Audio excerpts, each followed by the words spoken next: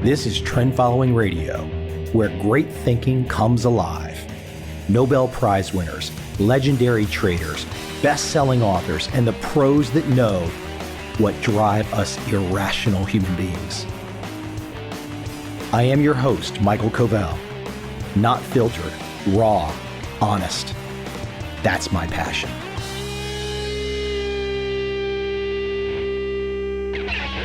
I know I'm going to get fired up today. Here we are in September 2021. The world is an absolute shit show of fucking misinformation, disinformation, idiocy, and utter nonsense. How the hell do you break through that to make good decisions?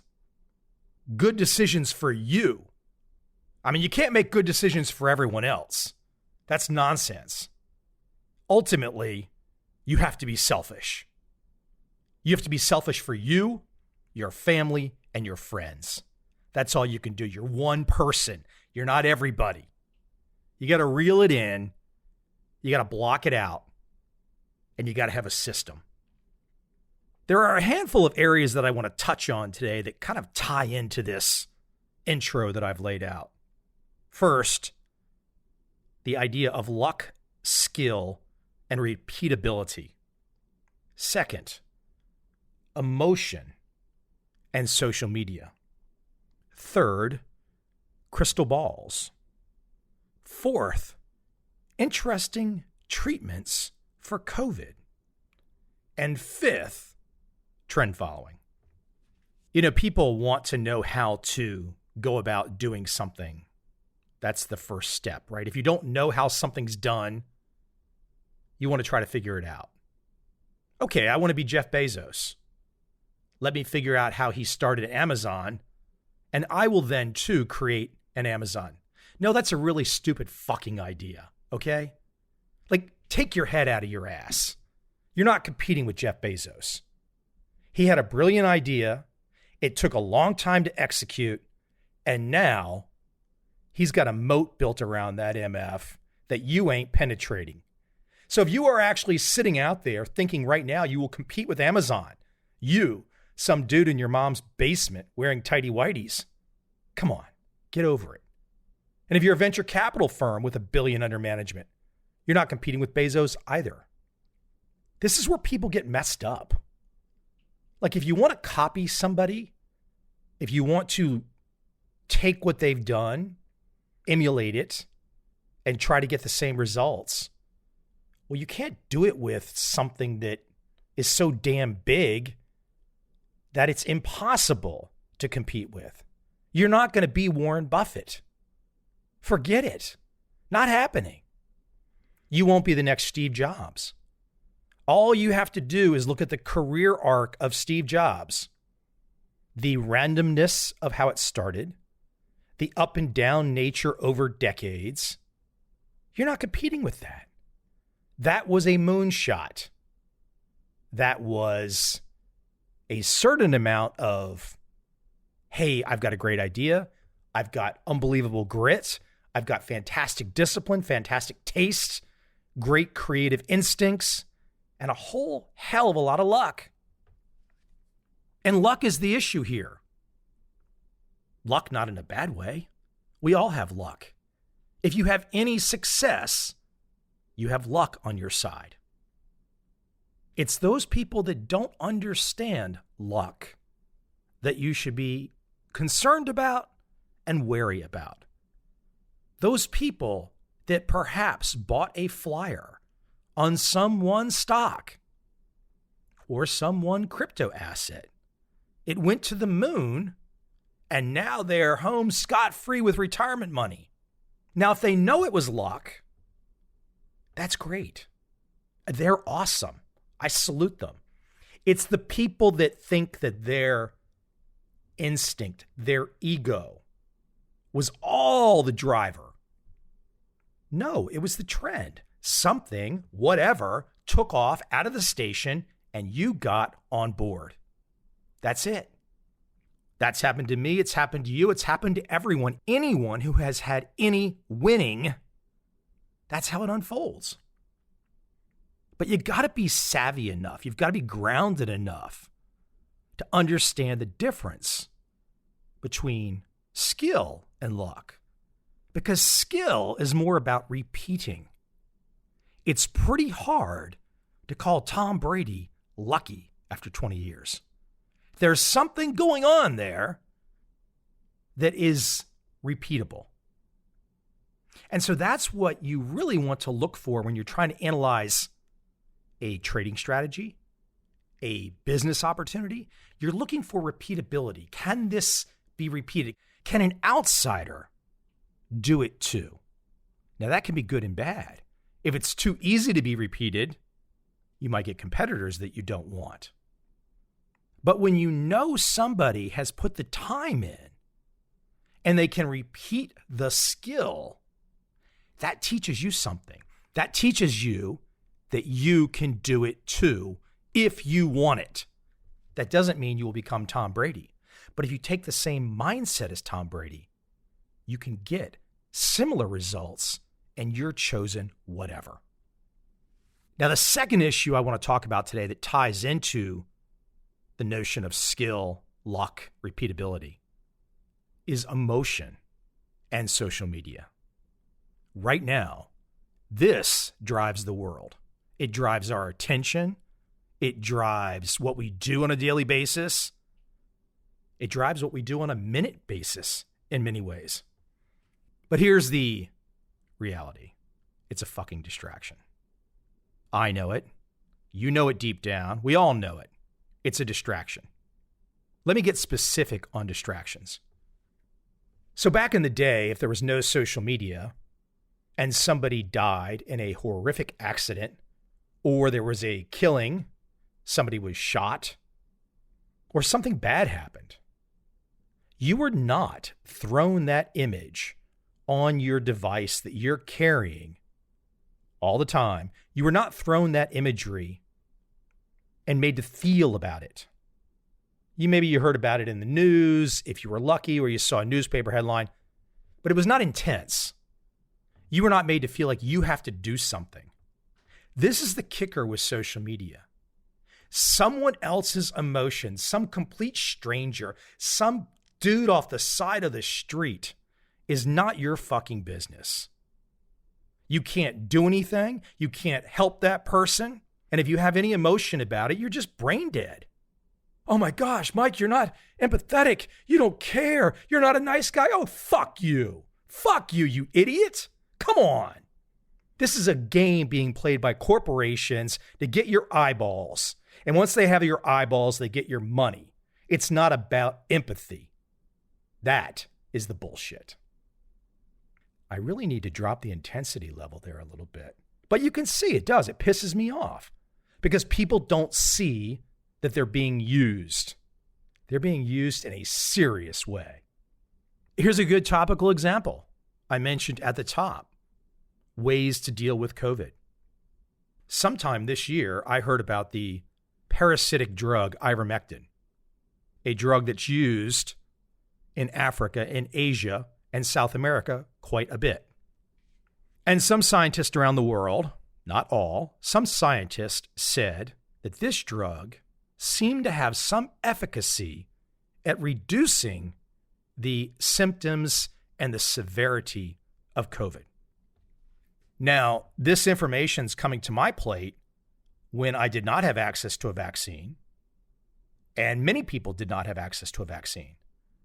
So you're faced with a situation of, here is a drug. It may or may not be useful, but it seems to have a limited downside in terms of safety. You really can't get hurt from it unless you're overdosing on it. But look, people can overdose on freaking chocolate milk. So that's a ridiculous argument too. But it seemed like a smart bet to have some in stock. I got some and kept it in stock. I've not had to deal with a situation where COVID has bit me yet. I mean, maybe it's bit me. Hell, I'm not sure. I mean, if anyone knows anything about COVID, something like 70% of the people infected never have symptoms and are never sick. that tells you something about the mass hysteria going on across the world.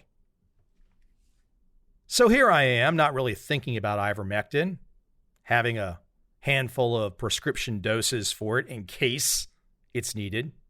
And when I say in case it's needed, I have no idea if it's 100% foolproof or not. That's not how I looked at it. I said, what's the downside? Maybe it could help me, but what's the downside? The downside was limited. So here comes Joe Rogan. Joe Rogan gets COVID. As part of his therapy, Joe Rogan takes ivermectin. Now, I did not see this coming because I don't know much about farm animals and how farms work and their usage of ivermectin. But in unison, major media, corporate America, corporate world, declared that Rogan was taking horse drugs, parasitic horse drugs. Now, here I am looking at the packaging of ivermectin for humans, something that has been given to billions of humans, something for which the individual that invented ivermectin got the Nobel Prize. So where am I going with all this?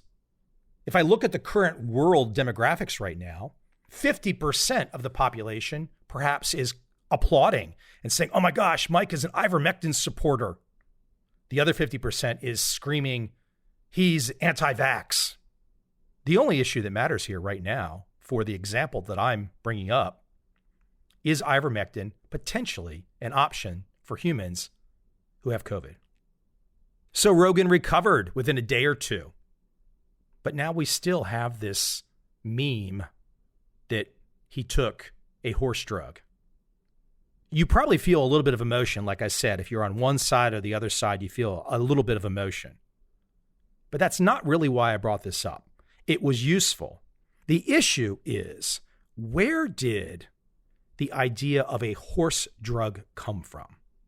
That came from somebody. Some team sat down, persuasion individuals, people good with marketing copy. They sat down in a boardroom and they figured out, okay, you know what? We don't want this particular drug, ivermectin, even thought of as something that could work. So we need to take it out now. So we're going to take it out now with a disingenuous lie. We're going to start calling it an animal drug. Well, that's just bullshit. That's 100% bullshit. And anybody in South America, in Asia, and Africa knows that. But this is the rub. This is where you, as an individual, have to say to yourself, what can I believe and what can I not believe? What can you figure out and what can you not figure out?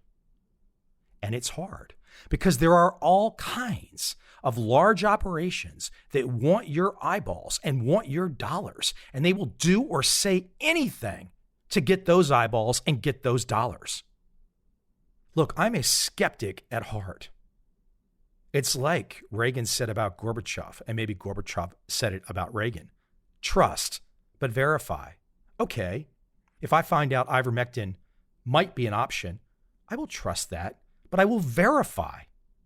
And then once you end up verifying, you find out, well, it may or may not be able to do the job. But if you have no other option, that's better than nothing, even if it's not 100%. What I'm describing here has nothing to do with ivermectin if you think about it. What I'm talking about is a way of thinking. Everything on this podcast right now today is about a way of thinking. How do you analyze anything? And this dovetails into another issue that I brought up at the top today. Crystal balls. I was asked the other day, can you give us an idea of what you think will happen in XYZ market or XYZ market climate by this particular date? What the fuck? No one knows that. No one has a crystal ball. It's completely ridiculous. Somebody, as I mentioned at the top, might have a little luck. They might make a bet. That doesn't mean if they were right, they had a crystal ball. It just means they made a good bet and it worked. But unless they have a good system, if they keep making that same bet, it might not work. This is a magic trick for you. When you hear somebody tell you they know what is going to happen tomorrow exactly, they're telling you the market, whatever market, is going to go to here, up or down, or the dollar will crash or the dollar will go up. We will have inflation or we will have deflation. They don't know what the fuck they're talking about. They're selling you. Guess what? And this dovetails into my last point today. The people that don't do this, all the energy, all the emotion, all the various issues of luck and skill, the idea of a drug that may or may not work, the emotion of social media. What do you do with all this? What do you do with it? You can't do much with it. You can't live a life with it. You'll go batshit crazy. Who the hell wants to spend all of their time in the middle of drama? And that brings me to trend following. Trend following as a life philosophy. And I implore you to take a listen to my episode 1000 with Jerry Parker, where we go into some of these issues. But trend following as a life philosophy is beautiful. It's absolutely beautiful. It is the outsider perspective. It is the perspective of somebody who did not have to say yes, sir, to an asshole for his entire career, to some boss. It is the person that stood outside of the system, outside of the shitstorm. The person who stood on their own 2 feet and said, you know what? I want to take a swing. I want to throw a punch. I don't want to be a fucking pussy. Yeah, I said it. This is the problem right now, right? Too many people are completely just pussed out. They have lost sight that there is an option to deal with the drama and the uncertainty and all the other nonsense out there. But you got to find it, and you got to believe in it, and you got to execute it. And something like trend following, and I mentioned repeatability at the top. Warren Buffett is not repeatable. Jeff Bezos is not repeatable. Steve Jobs is not repeatable. Trend following is repeatable. Doubt me? For starters, my book, The Complete Turtle Trader, take a read. The great story of absolute beginners taken off the street. Here are a set of rules.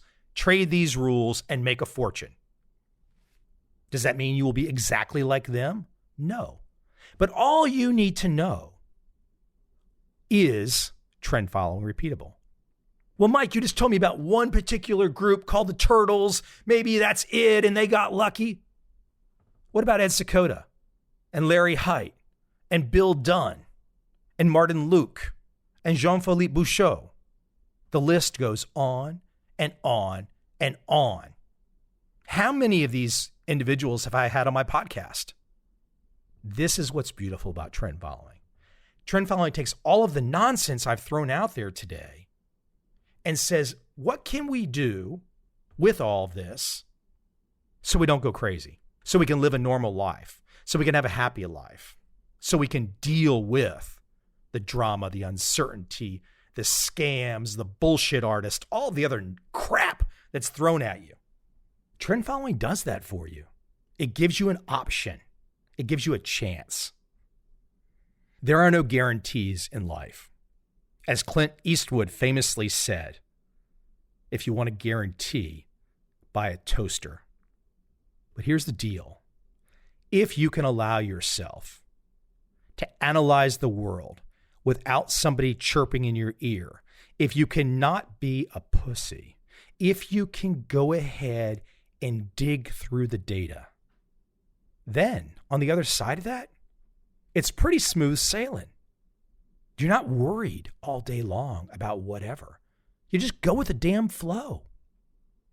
And going with the flow is a hell of a lot more fun and a hell of a lot easier than dealing with the mass insanity that the corporate media, the corporations, and the governments around the world are throwing right now. Because that stuff's going to kill you.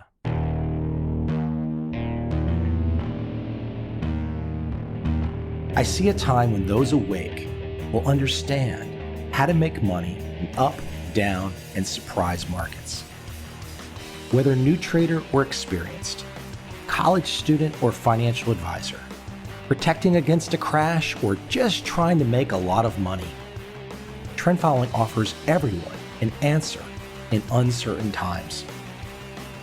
To get started immediately, send me an email, michael@covel.com.